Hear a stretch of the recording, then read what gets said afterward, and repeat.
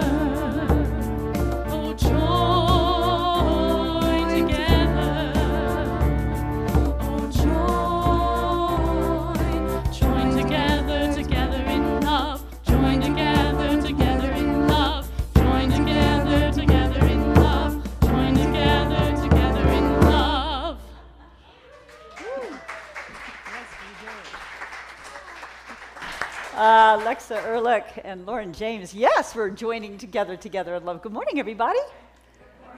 Great to see you all. I'm Reverend Kimberly Hawkins with my co-minister, Reverend Michelle Ariano. We greet you all, and as well a welcome to those of you online. As you probably know, we are a New Thought tradition, as is Unity of Medford. And we believe there are many paths to God, not just one. We are all part of that one infinite presence. And we welcome you no matter where you may happen to be on your own personal spiritual journey. I'd like to know if there's anyone here for the very first time today. We just want to clap and give you a little love if you're willing to tell us. Any newcomers today? I guess not? Okay. We do encourage everybody to wear a mask because our numbers are up and it just makes everybody feel more comfortable. And if you need one, Vivian has them in the back. And let's see, cell phones on airplane mode or off, please. We want to thank our wonderful practitioner, Teresa Jenkins, for holding the high watch this morning and doing just the most beautiful meditation and centering for us before service. Thank you, Teresa. So we are going to be doing a question, and the Revs will be doing the answers with the divine flowing through us and the answers coming from that space around the science of mind teaching, New Thought, spirituality. And so we'll be passing out pieces of paper for you to write your question down, but you can be thinking about it as we're starting the service. We've had a few questions already sent in, and it'll be fun. It'll be fun. We'll rotate back and forth, but then we'll kind of piggyback on each other's, and it'll make it for a adventurous service. I think that is it for right now. I think we'll move into our song and then the invocation and the candle lighting. Yep. Sound good? I'd just like to make one thank you to Laura Stewart for being our yes. chat manager this morning. So. Yes, yes. And thank you all for being here. It's wonderful to see your beautiful faces.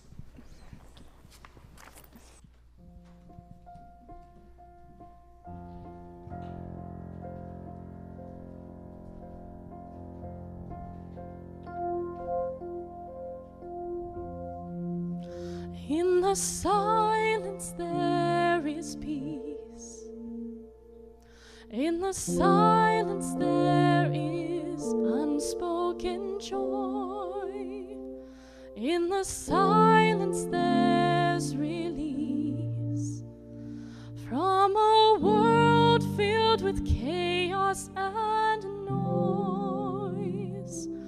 I awake to these precious moments when I hear all that could never be said, and right here in this holy silence I find God, I find myself.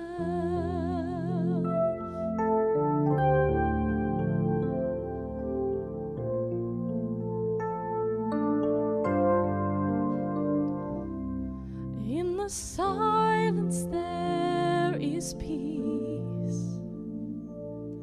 In the silence there is unspoken joy. In the silence there's release from a world filled with chaos and noise. I awake to these precious moments when I hear all that could never be said, and right here in this holy silence I find God, I find God, I find myself.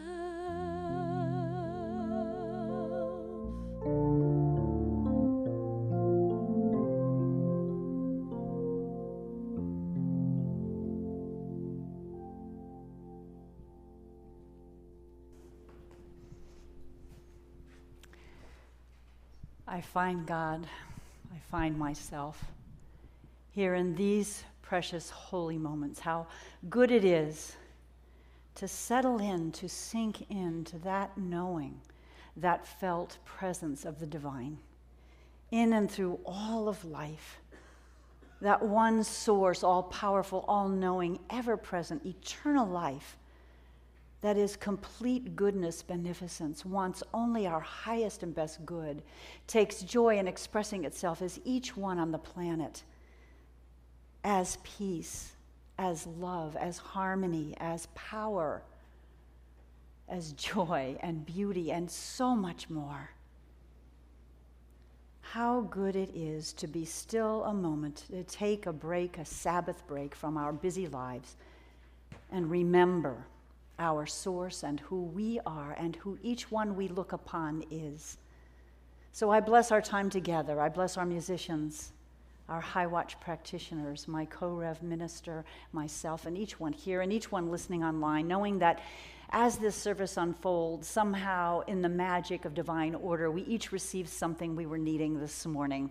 We hear something, release something, a light goes on, that divine light, that divine wisdom, that divine voice within each of us. I also speak a word of blessing this morning on our teens, 4 of them at teen camp, and Reverend Linda, knowing that the whole camp is safe, protected, and experiences an uplifting time of pure joy. How good it will be to hear from them next week.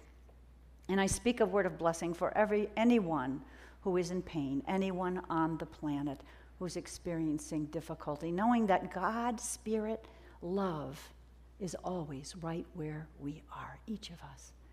And so in thanks to know all of this, in thanks for this opportunity to come together in community this morning, I release this word, knowing as all prayers, it is heard and it is answered. And we say together, and so it is. Amen.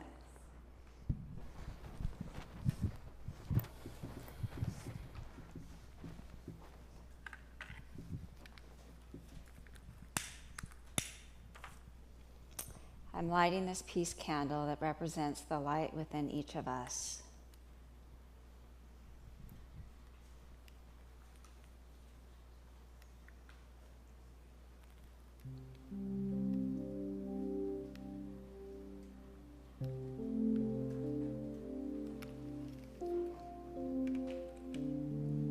The light within each of us, the light of the divine oneness, the Christ consciousness that resides in each of us, knowing as I light this flame of peace and love, we feel it in our hearts deeply, and we send it out into the world. As we move into a brief moment of silence for all those in pain, for the victims of senseless violence, to all those that are suffering right now, we send this light from our hearts as we move into silence.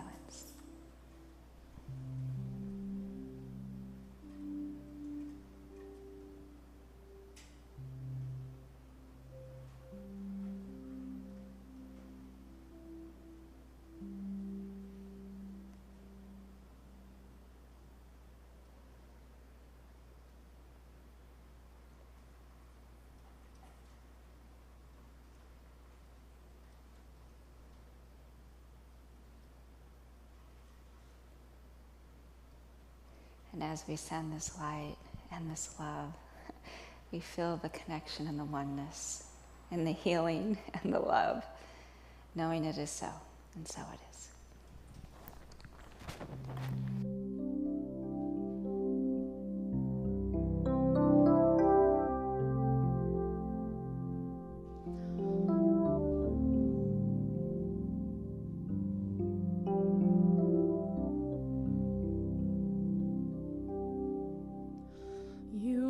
The face of God, I hold you in my heart.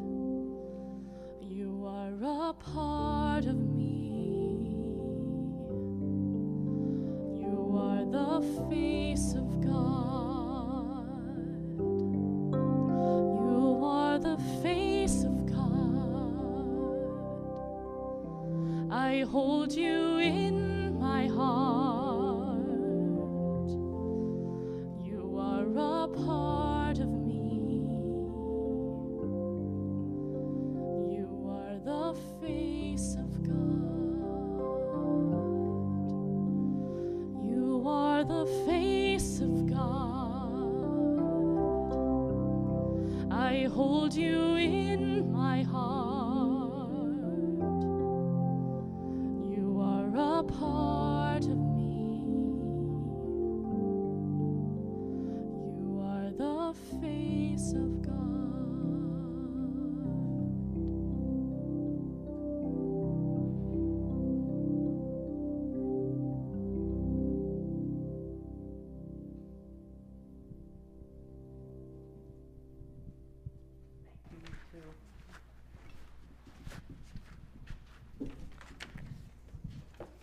Haven't quite gotten the rhythm of this masks on, masks off. There we go.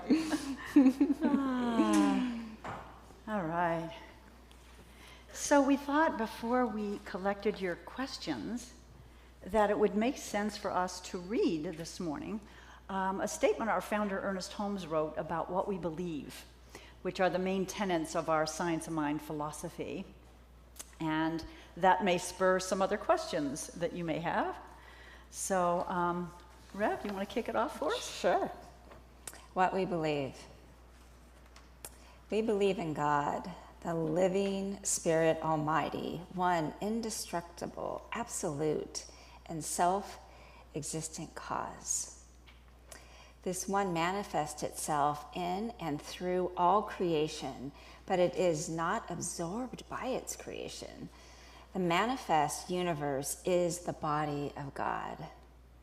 It is the logical and necessary outcome of the infinite self-knowingness of God. We believe in the individualization of the Spirit in us, and that all people are individualizations of the one Spirit. We believe in the eternality, the immortality, and the continuity of individual soul forever and ever expanding. We believe that heaven is within us, and that we experience it to the degree that we become conscious of it. We believe the ultimate goal of life is to be a complete freedom from all discord of every nature, and that this goal is sure to be obtained by all. We believe in the unity of all life, and that the highest God and the innermost God is one God. We believe that God is personal to all who feel this indwelling presence. We believe in the different revelation of truth through our intuitive and spiritual nature, and that anyone may become a revealer of truth who lives in close contact with the indwelling of God. We believe that the universal spirit, which is God, operates through a universal mind, which is the law of God, and that we are surrounded by this creative mind, which receives the direct impress of our thought and acts upon it. I got chills on that one. We believe in the healing of the sick and control of conditions through the power of mind. We believe in the eternal goodness, the eternal loving kindness, and the eternal givingness of life to all. We believe in our own soul, our own spirit, our own destiny, for we understand that the life of all is God. Thank you, Reb. So I just want to make a caveat here that we don't in Science of Mind ask you to believe any dogma. So if any of this doesn't resonate with you, that's fine.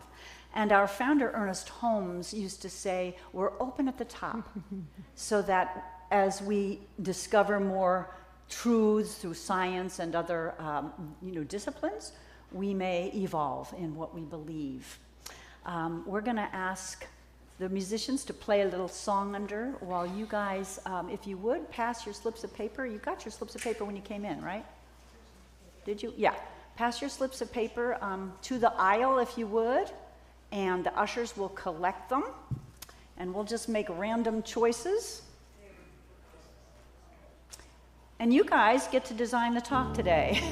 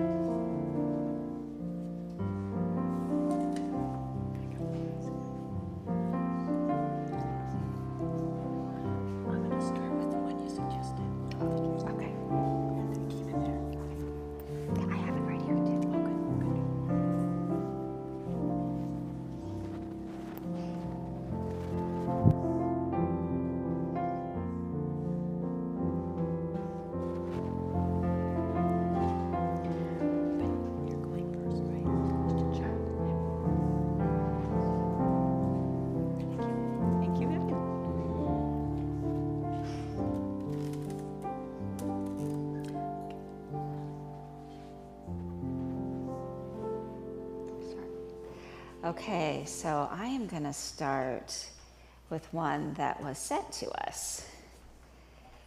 How would you define spiritual bypass?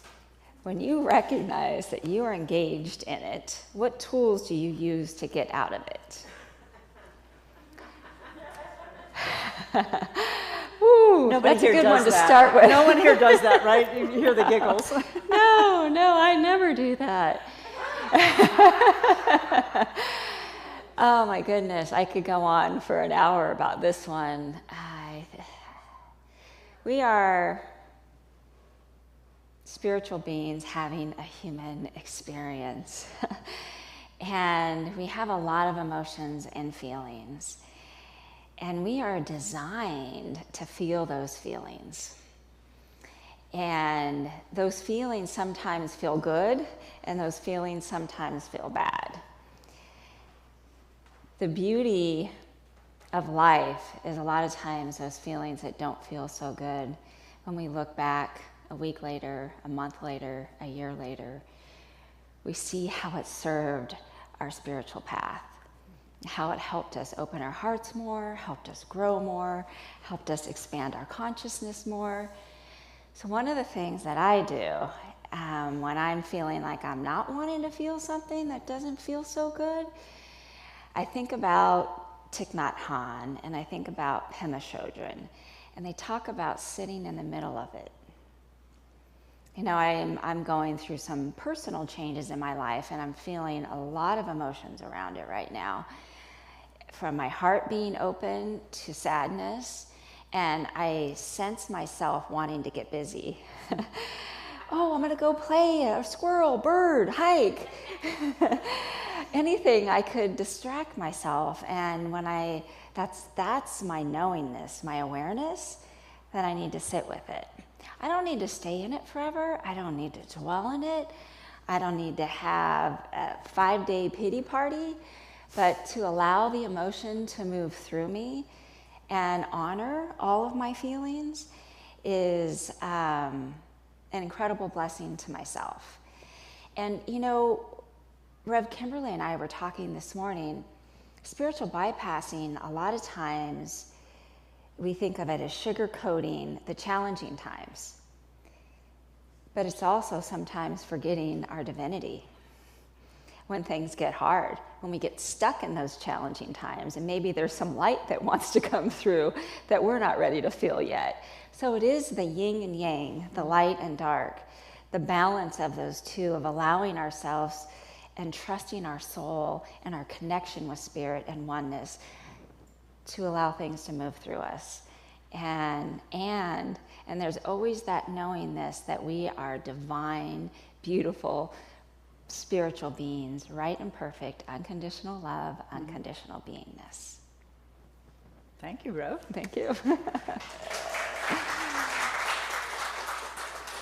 So I want you to know that I have my phone out, not because I'm checking my email between what we say here, but we are receiving, and let me say to those watching us online, please, if you have a question and you're watching live, please type it in the chat, and our practitioner, Laura Stewart, is going to text us. That's why I'm checking this this morning, and so we can bring our live audience at home into this equation.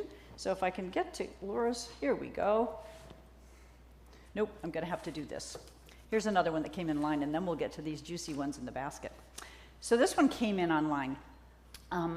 Let's see.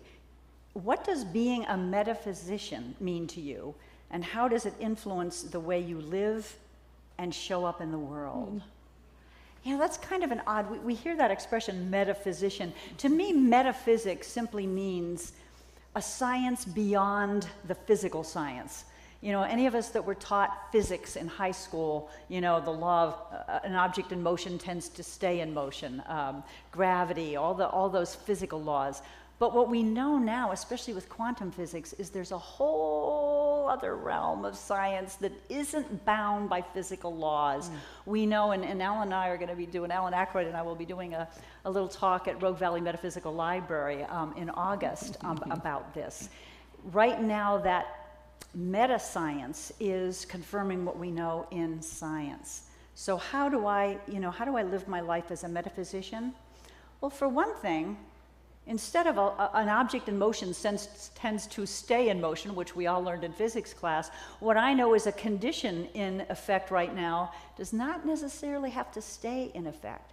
Because as we read in our statements of belief, our thoughts affect our lives. There is this presence, this responsive part to spirit that receives the impress of our thoughts and makes it happen. So I go to, if someone's diagnosed with a terminal illness, sometimes it's terminal, right? We're all going to leave the planet at some point, but there is no illness that might not be cured by our thoughts. Sometimes when we clean up what's going on, how we feel about ourselves, when we release resentments and so on, the body spontaneously heals itself, even when the medical profession goes, what? Where'd that tumor go? We must have been mistaken on that X-ray.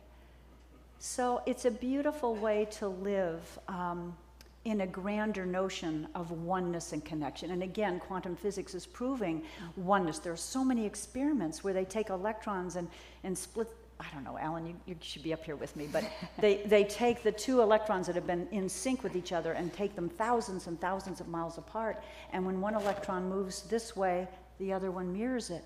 It's something called signalless communication because we're all one. There is no in between. There is no here and there. There is no me and you.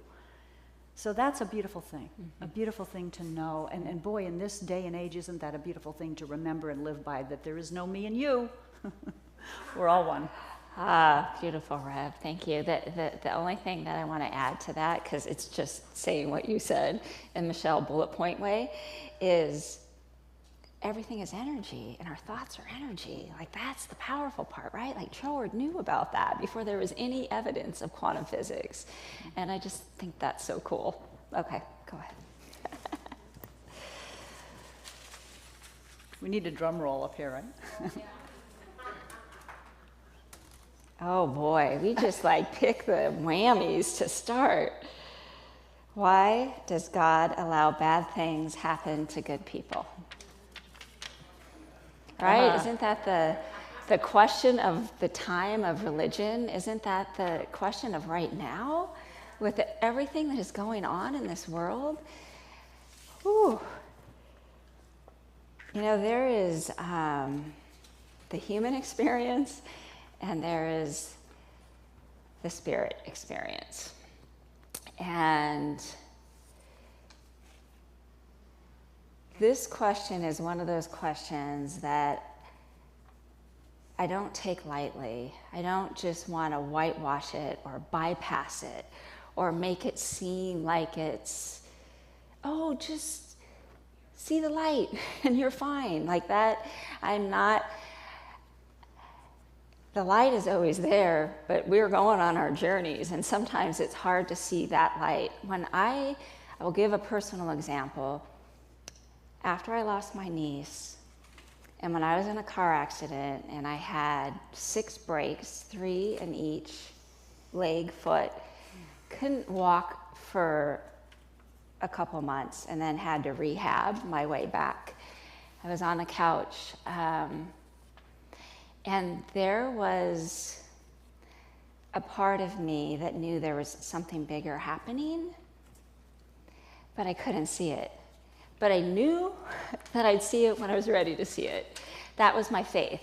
I knew I would see it when I was ready to see it. And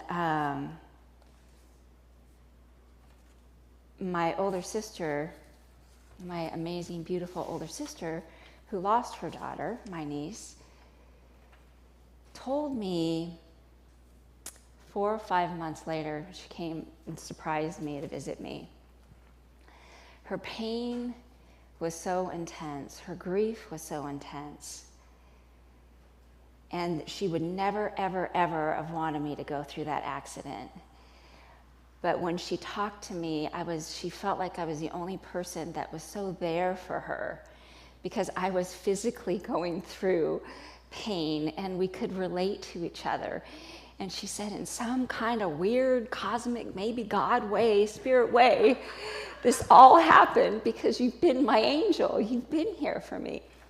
I could never have said that. And when she said those words to me, I felt it, and I also feel like I've gone through transformation of having compassion for people in wheelchairs, like I never had before. Mobility access, especially in Ashland, whew, that is just, it's not very good. How people looked at me in a wheelchair, and I always wanted to make it better for them, like, I'm okay, really, just, smile. But the lessons that I've gotten from all of that and who I am today, I'm a better person. And I would never wish that to happen to anybody. I would never, but it was my journey. So there is something grander happening beyond our understanding. There is something bigger happening beyond our understanding. And sometimes the bad turns into good, like I was talking about with the bypassing. And sometimes it's a call for us to step up and express ourselves and our spirit in a greater way with whatever's happening in the world. It's maybe just that little opening of, I don't know what this is here for, but I have faith that I will when the time is right. Thank you. I'm putting the ones we've answered here so Okay. we don't get them confused. I thought I'd take a moment to just read this. It's anonymous. No question, just a big thank you for providing a loving place where I can learn and grow in my journey towards heaven on earth. My gratitude always. Thank you. Aww, you know who you are. Thank you. Another question from online. How would you explain the philosophy of science of mind to someone unfamiliar with it? What is your 3-minute elevator talk? What are the foundational elements you touch on? And someone else wrote here, what is the difference between what science of mind teaches and unity teaches? So let's combine those two. So my elevator speech about science of mind, first, oops. Oh, that means listen up, right? My elevator speech, a lot of times I go to Christianity because Christianity is one of the predominant religions in the world and in our country. And Ernest Holmes, actually, our founder, was raised as a Christian.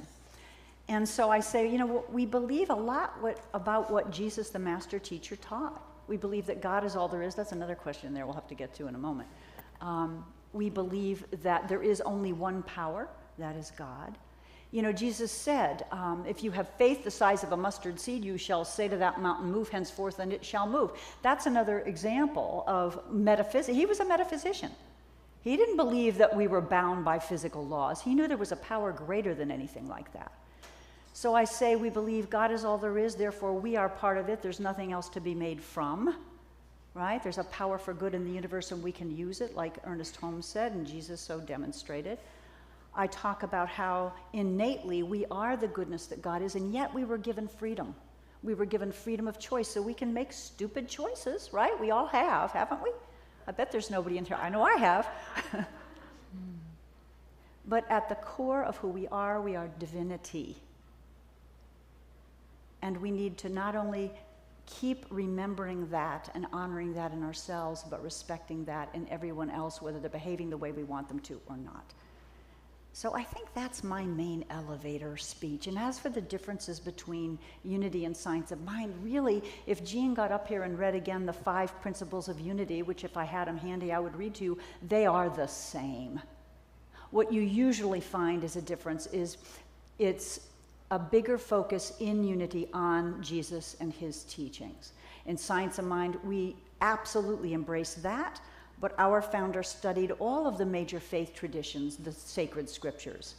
So you are more likely to hear other faiths quoted in a Science of Mind church in a Center for Spiritual Living than you are in Unity. But you know what? It depends on the minister. There's really no conflict in what we believe, and it's becoming more and more the same, I think. I think Jean Hanna would agree with me there, so. Pass to you, Rev. Okay, well, I think it goes into the next question. Yeah. Which is, why do you say God is all there is? Isn't that a great question? Yeah. I had to think about that one. And that flows right into it. So I think about it with energy again. So everything is energy, and God is the back of everything.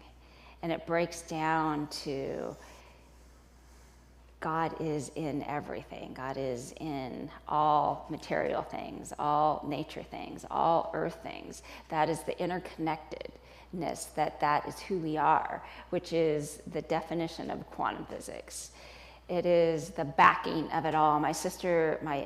Another sister is in Roots right now. She has lots of sisters. I have lots of sisters with Kathy Green, and she's learning about the greats and a lot of what science of mind is based on from our founder Ernest Holmes studying through Thomas Troward, Emma Curtis Hopkins, Ralph Waldo Emerson, and the back of all things.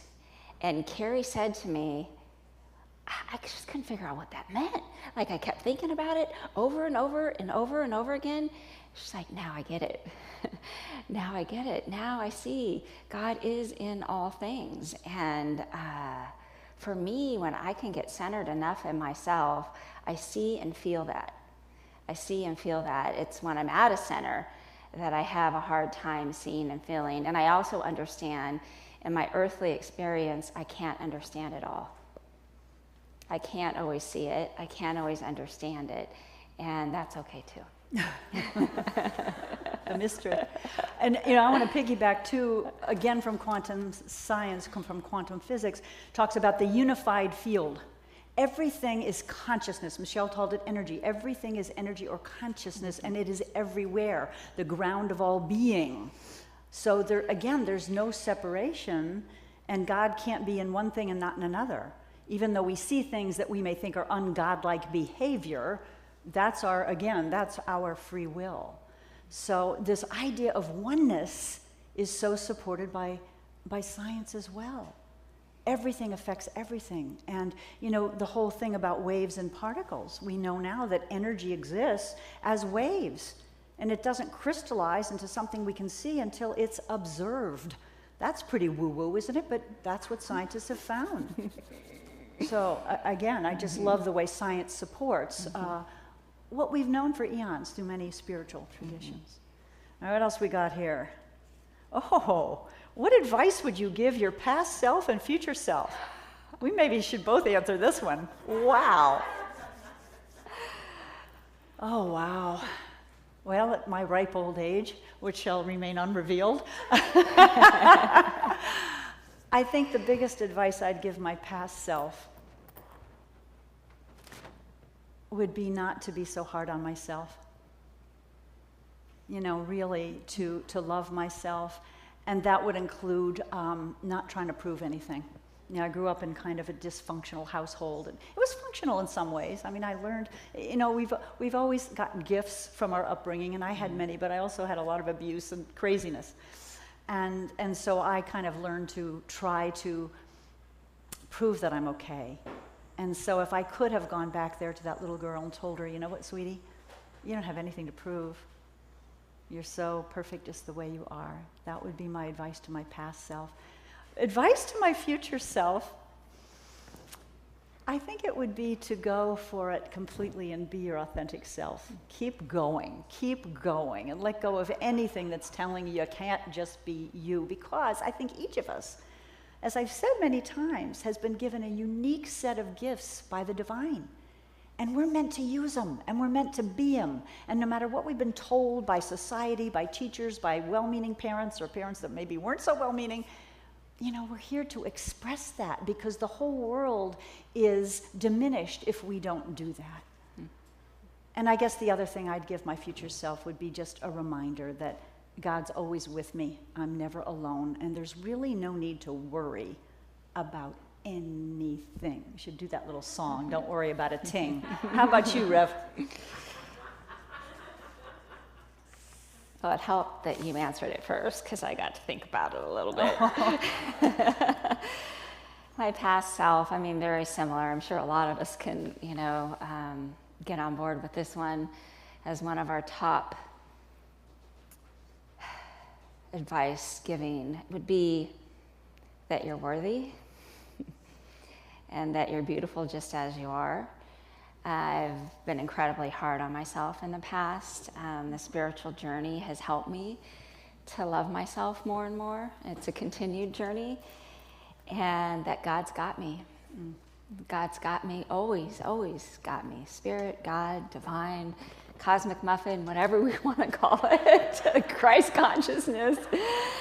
That came from my dear mentor, Rev. Pat Campbell, the cosmic muffin did. So my future self, the first thing that I just felt come up when I heard you reading it was love's the answer. I mean, and it sounds so simple, but it's continuing with my authentic self. It's continuing to expand my love for myself and my love for you and my love for the world and my love that I share, like this awakening that we're being called right now with all of the nuttiness that is happening is a call for us to wake up to love, because that's who we are. That's who we are as divine beings. We are love. And so it would be, and just be out loud with that love. Amen, sister. Amen, sister. Why do I always feel like I don't have enough time? Oh. Ooh, anybody else feel like that? No? Wow. I don't know. I mean, I guess I would have to interview this person and find out a little more about what's going on. And I think that we're called certainly to make priorities in our lives, yes? Because in this dimension that we are living in time, I mean, we know from a spiritual dimension there's no such thing as time. We are eternal beings. And if we don't get it right this life, chances are, I believe, we'll come back and do it again even better, right? But we are called to prioritize, and I think saying no, anybody in here have difficulty saying no sometimes when you're asked to do something? Yeah. And I think that, one of the things I learned, there was a book, The Year of Saying Yes. Remember we did that one? The Year of Saying Yes. It's written by the woman, I don't remember her name right now, who was the producer, the writer for a lot of the popular TV shows. I think Grey's Anatomy, I'm not sure. But anyway, The Year of Saying Yes. What she pointed out was when we say no, we're also saying yes to having the time to do something else, right? So I think it's imperative, given the fact that we live in this dimension of time, to make those choices and to ask ourselves, what can I let go of if I'm not feeling peaceful? The other thing I would say is spiritual practices, and this person may well know that, spiritual practices like meditation tend to expand time. Did you ever notice that? I mean, because we're more relaxed, we slow down internally, we probably don't even need as much sleep. We're going to have, I'm rambling a bit, but I get to.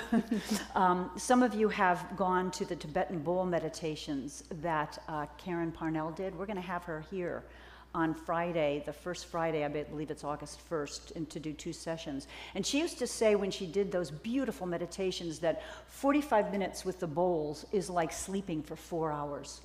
So, we can shift our energy so that time does expand.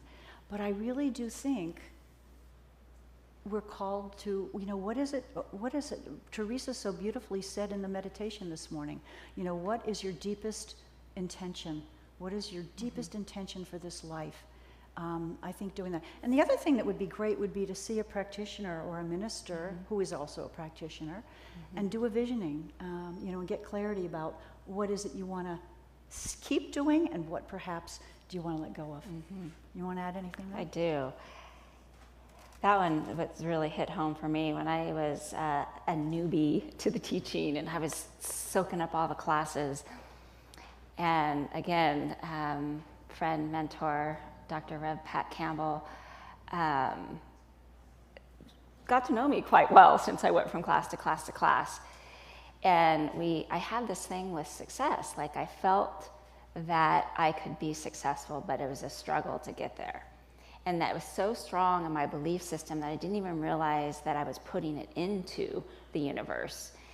And she said to me one time, she goes, and so when would you be willing to let go of the struggle?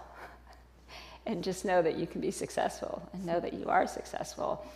So it was, for me, that was a big like aha moment. And for time, for me, that as well is like, where's my priorities? And the other thing when you were talking about the Year of Yes is Anne Lamott.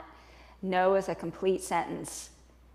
Like that really sat with me. No is a complete sentence, so our no's are just as powerful as our yeses as we create time and space for ourselves, doing the things that we love, and also having the belief system, which I have learned, still learning, is that it's all done in right and perfect timing, and it's with ease and grace, and just continuously flowing into that space.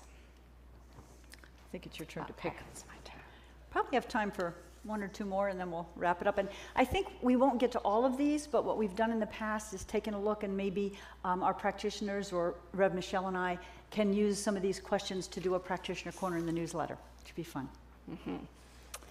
If, in the larger perspective, there is no right or wrong, does that mean there is no higher or lower frequency vibration? Well, you guys got great questions, great questions.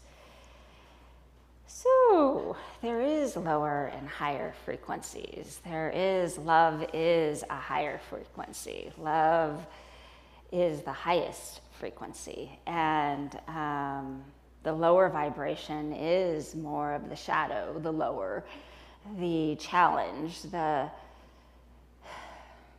thing that we could be getting stuck in, or whatever's happening in that space. And yet, even with the low and high, there is still the light and dark. There is the yin, the yang. And through the darkness, we find the light. Through the openings, they both serve a purpose. They both serve a purpose. And again, it's not easy to define, and it's not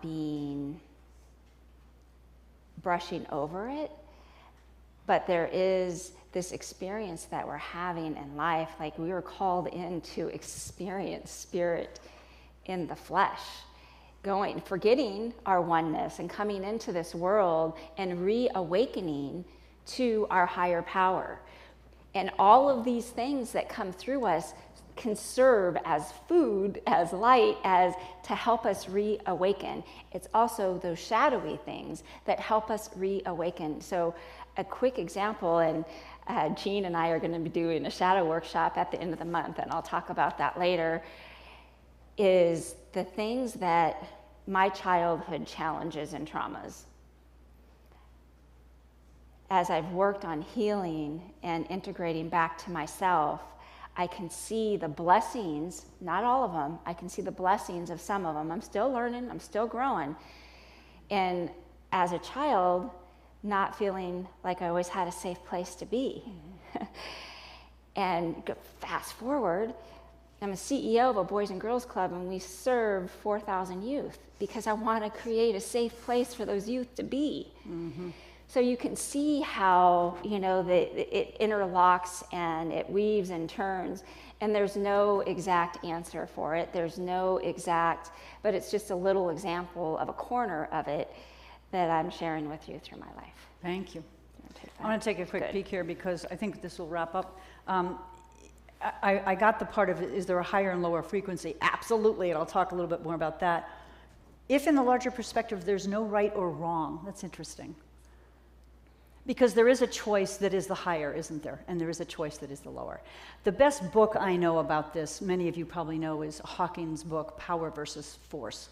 And he talks about all the different choices and emotions we could choose. Like despair, sadness is a higher vibration than despair, right? If you're in depression. And so he talks about the ways we can begin step by step to lift our vibration a little higher. And sometimes we can't get from despair to faith and joy.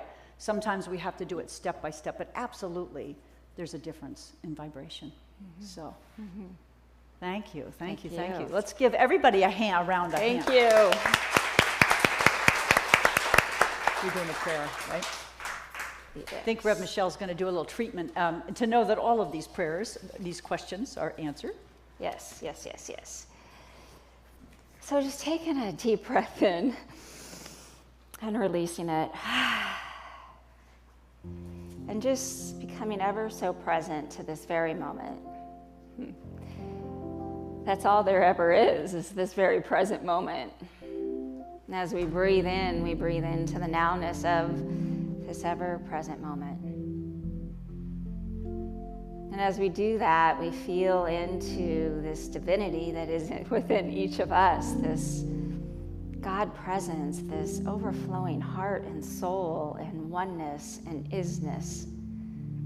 And knowing that we are all divine, right, and perfect beings. We are all that. We are all spiritual beings having this human experience. And knowing that some of these questions that we hold, there's not an exact answer. But a part of our journey sometimes is wandering in these questions and having aha moments as our heart expands and our soul expands and our consciousness expands. And knowing what was said here was felt, knowing that Spirit is moving in, through, and around each one of us. And as we fill our cups and allow our light and allow our love to shine, we are a beneficial presence on this earth.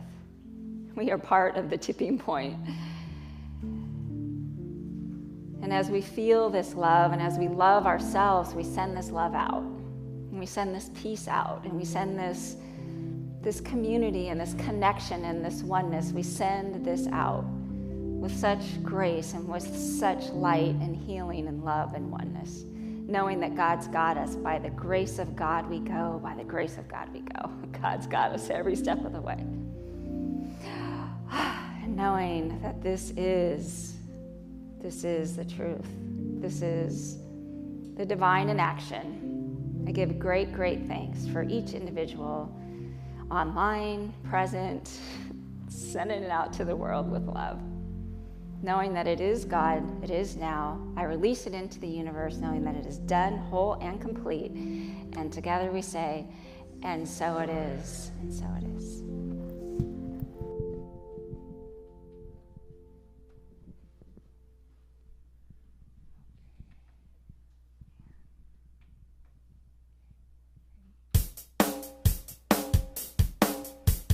One, two, 3, 4. I always know what I need to know when I need to know it. And every time I forget that, so the universe will show it. There seems to be a plan that works, and there's no way I can blow it. 'Cause I always know what I need to know when I need to know it.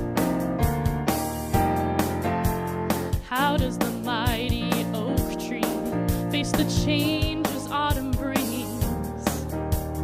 He doesn't worry if he'll grow new leaves when it is spring. Let me be that trusting. Let me let go and know the buds are on their way, though I'm naked in the snow. 'Cause I always know what I need to know when I need to know it.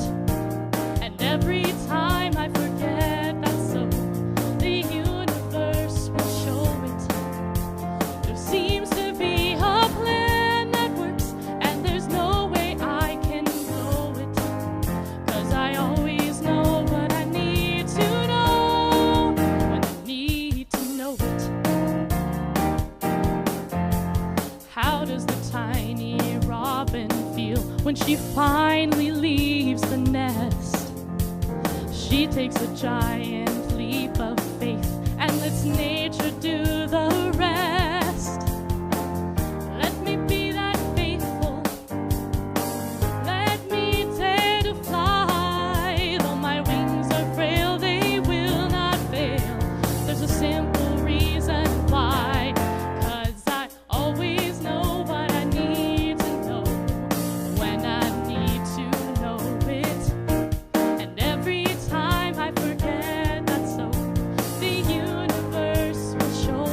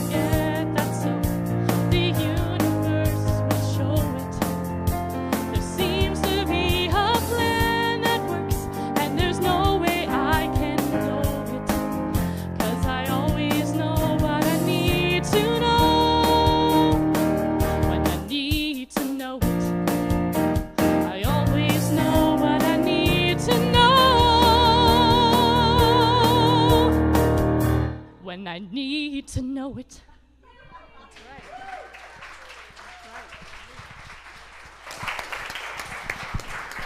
Is that a perfect song or what? Right. Alexa and Lauren, thank you so much. Oh my gosh, you know, it reminds me when we were in ministerial school and we had to take exams, that the teachers sometimes would say to us, well, you know, the same mind that wrote the exam is the same mind that takes it. Think about that one. So I think it's another hint for us when we have questions. It's fine to discuss and ask. And, you know, I want to say, too, we're not the be and end all, of course. I mean, we're giving you our opinion, right? You may have a better answer, some of you. But also, if we have questions, take them to prayer and meditation. And did you ever notice how the answers come, sometimes in expected ways, sometimes in not? So thank you. Time now to share our gifts. I want to say a big thank you to all of you who've continued to support both us and Unity. Most of our giving happens online now, and so I understand, and you know, that not everybody will be putting something in the basket today. So if you're an online giver, bless the basket, if you would, as it goes by. I'm going to ask you to say our giving affirmation with me, if you would, or after me. Graciously I give, from a place of love, knowing that as I give, so do I richly receive. And so it is. If you're online, you can donate to us if you'd like on the website, www.csl.org. And there are envelopes there. If you're giving cash, you can decide which center you're giving to. We'll turn it over to the musicians for a little background music again. Thank you.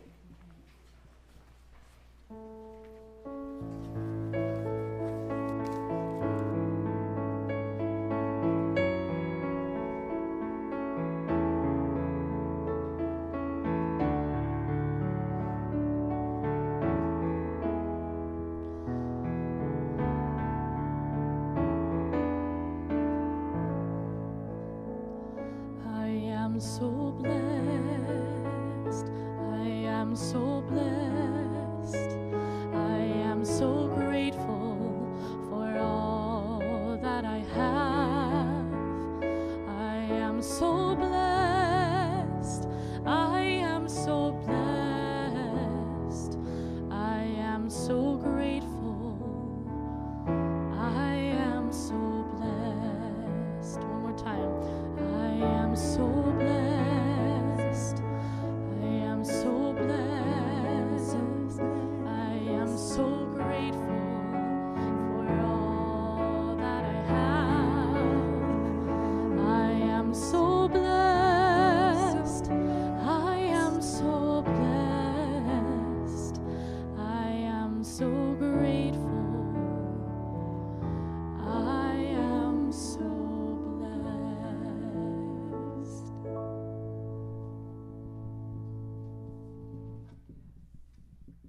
Right, I get to do the announcements.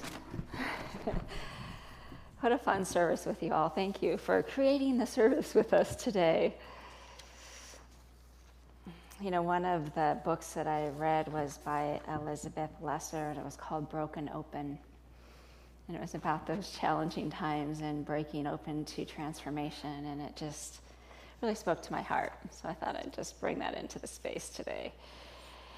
Okay, so during the COVID numbers being high in our county right now, we're not going to be doing snacks after service today, sorry. And we will be doing Jackie's Jewelry, so that'll be in the social hall. I also want to announce the first official meeting of our men's group. Yay!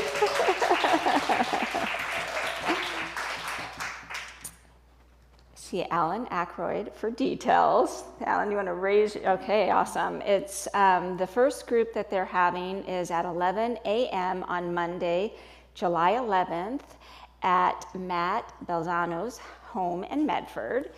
And his phone number will be in this week's newsletter. And if you have questions, Alan's right there. Okay. Healing the Shadow Workshop. So we got to hear about some shadowy, kind of light, dark, conscious, unconscious things today. I'm excited to announce, and we've been wanting to do this for a while, Jean Hanna, our board president for Unity, and myself will be doing a workshop. and it'll involve doing some journey stuff and talking about the shadow, talking about conscious, unconscious, and some beautiful artwork processing with Jean. And so it'll be a fun day. It is, and deep. It is on Saturday, July 30th from 10 a.m. to 2 p.m. And we are asking for a love offering anywhere between $20 to $40 for the day. Jean's going to have art supplies and different things. And if money is an issue, just come. Nobody's turned away. And we would love to see you there. So be sure to check the newsletter, the meetup group for lots of other events happening. Kathy Green, a little dynamo when it comes to meetup. We did a hike yesterday at Grizzly Peak, and it was phenomenal. So please check us out on Meetup. Sign up for a newsletter if you haven't signed up. There's a sign up in the social hall. And there's a CSL prayer box in the back of the sanctuary for practitioners and ministers. We'll pray over them during the week. And you can also submit your prayer requests on our website, cslroguevalley.org. Now back over to my Rev Kimberly, for the benediction. The benediction I have adopted for use these days is from Pastor William Sloane Coffin. So I invite you to close your eyes for just a minute and take this in. As you leave this place, may God give you the grace never to sell yourself short. Grace to risk something big for something good. Grace to remember that the world is too dangerous for anything but truth and too small for anything but love. As we go to our closing song and invite our practitioners to come forward, they'll be available for prayer after service. And don't forget, they are available for longer sessions for payment. If you could use spiritual upliftment, some spiritual coaching, it's a great idea. Take it away. This is a new closing song. Reverend Kimberly sent me this by email. So join in the chorus. It'll be very simple. You'll get it right away. But here's the intro. For years I would talk about how I wanted to change the world, but I always left it up for someone else to do. Then I finally realized that I needed to take a stand, and that by changing my thinking, I could change my life, and that's how I could change the world. So let there be peace. I am a stand for peace. Let there be love. I am a stand for love. Let me be joy. I am a stand for joy. We are making a new world now. Let there be peace. I am a stand for peace. Let there be love. I am a stand for love. Let there be joy. I am a stand for joy. We are making a new world now. Let there be peace. I am a stand for peace. Let there be love. I am a stand for love. Let there be joy. I am a stand for joy. We are making a new world now. Let there be peace. I am a stand for peace. Let there be love. I am a stand for love. Let there be joy. I am a stand for joy. We are making a new world now. Let there be peace. I am a stand for peace. Let there be love. I am a stand for love. Let there be joy. I am a stand for joy.